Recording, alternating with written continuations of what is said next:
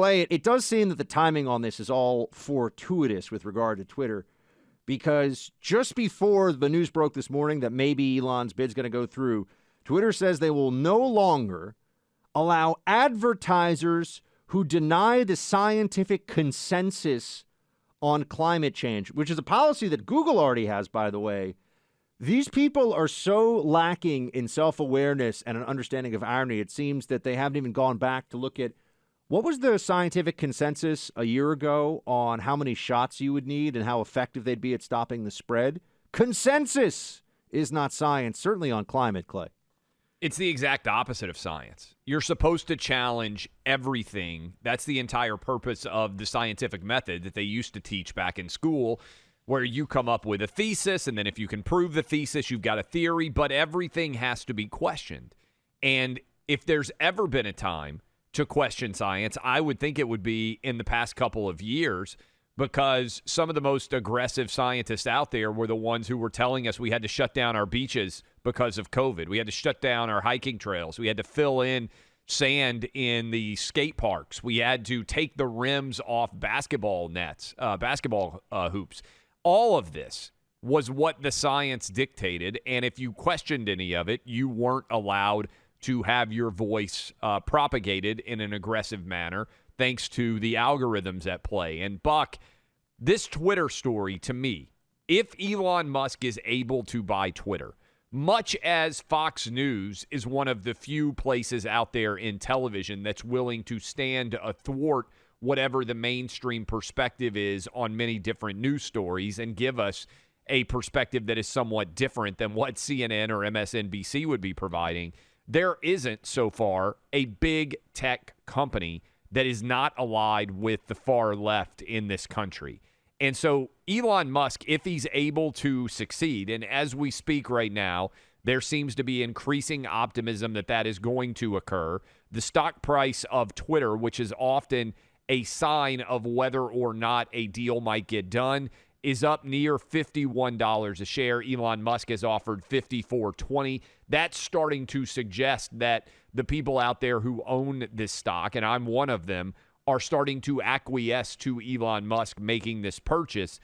And I believe that Elon can be, for free speech, one of the biggest purveyors of a true marketplace of ideas that this country has ever been, if he's able to buy Twitter and implement the policies that he has said he would like to. Did you see the fascinating exchange, Clay? I'm sure you did. Clay is, if Twitter is the Matrix, Clay is Neo or Morpheus. He's on Twitter like all the time and like flying around. But it was someone else leaked text messages of Elon Musk and Bill Gates. Yes. Where Bill Gates said, hey, can you give me some money for the Bill and Melinda Gates, or is it now just the Bill Gates Climate Initiative? I think there was a little split there. Climate Initiative. And Elon responded, are you still short Tesla? What was it? $500 million. Yes. Have you shorted, bet against my stock, $500 million? And Bill Gates said yes. And this was all made public. I mean, this is all out there flying around on Twitter. And Elon says, I'm sorry, but I'm not going to donate money to you because you're unserious about climate change if you're trying to hurt the company that's doing more than any other on the planet to address climate change. Now, put this aside for a second. I don't actually believe that climate change is an imminent threat or a problem in any way, shape, or form. I think that we're adapting, as we've always adapted over time, to new technology. That is what Tesla and Elon, and I'm sure some other companies that haven't been as magnificently successful so far, are actually doing.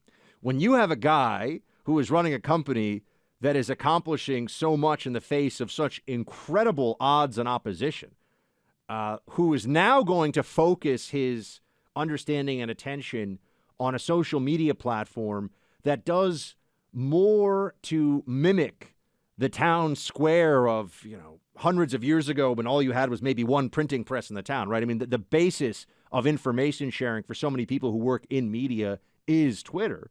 And then that filters out into the websites that everyone reads and into the podcasts everyone listens to. Clay, he could do a lot more than just make it a free speech platform. He could just make it much better as a technology and as a system. Look, Elon Musk managed to put spaceships into space better than NASA, who had a 50 or 60 year advance start on him. he has come in and completely revolutionized how we power cars. I think he can probably figure out how to work Twitter in a more effective manner. And one of the things he said, and I think this is probably true because it's the essence of non-content-based discrimination, he said the 10% on the far left and the 10% on the far right should be equally angry at him. If that occurs, then he's doing his job well. What's going on right now, Buck, and I think for people out there who don't use social media, we sometimes have to give sort of a tutorial on why it matters. Make no mistake about what the far left-wing blue checkmark brigade is upset about, Buck. They're upset because the rigged game that has been in their favor is potentially going to be ended, and they're going to have to really compete in the marketplace of ideas. They are upset because Twitter has been favoring them. And you said, I think a couple of weeks ago, what would be so interesting about this purchase would be if Elon Musk publicized all of the dings, all of the inner dirty laundry, and it pertains to how they were favoring certain people, how they were favoring certain groups at the expense of the true marketplace of ideas. That's what the left-wing blue checkmark brigade is so afraid of, that their rigged system is going to disappear and they're going to have to compete on an even playing field. Right. It goes after not only their control, but the only thing that I think you could argue the Democrat left cares about more than control when we're talking about a media context is their egos. Yeah. A lot of people think, oh, I just have great ideas and I'm so smart and I've got this whole audience. It's like, well, it doesn't exist anywhere else. It really only seems to be that some of them have a pretty high number relative to their general notoriety when it comes to Twitter. And they don't want people to know, oh, it turns out that the people who disagree with me, in this case conservatives, but on a whole range of issues, I'm sure this will be the case, actually have much higher engagement, much more support from actual human beings instead of a system that is, I mean, effectively, my friends, what we could find out here, imagine, and I'm just going to tell you this, it's going on Facebook. It's already happening on Google, too. Google News and what pops up and what you see when you do search. And there's so many ways the system is rigged. The only way that this gets better is if people have a full understanding of that. And it affects, in so many ways, everybody listening to this. I don't care if you're kicking it right now, off the grid, listening to us on an old school radio. Every product you're going to buy when you go to the store, every time you're interacting with people around you, there's a tremendous influence that these tech giants have on what is bought, what is sold, what is thought, what is shared, all of it. And so beginning to chip away at this one. Why do you think the left does? They don't really they don't complain as much. Remember, it used to be, but these upstart channels and these digital channels that are coming, and it's hurting our ability to tell the American people the truth from ABC and CBS and all this stuff.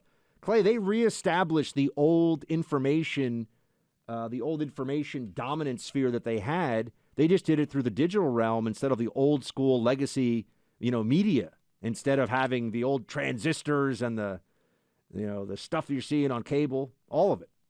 Yeah, and again, that's why I think it's so significant even for people who aren't on social media, because if you have a true marketplace of ideas on Twitter, you also then have a marketplace of ideas on potentially YouTube or Google or Facebook or Apple, these places that have all in collusion. Again, remember how quickly everyone banned Donald Trump from social media platforms?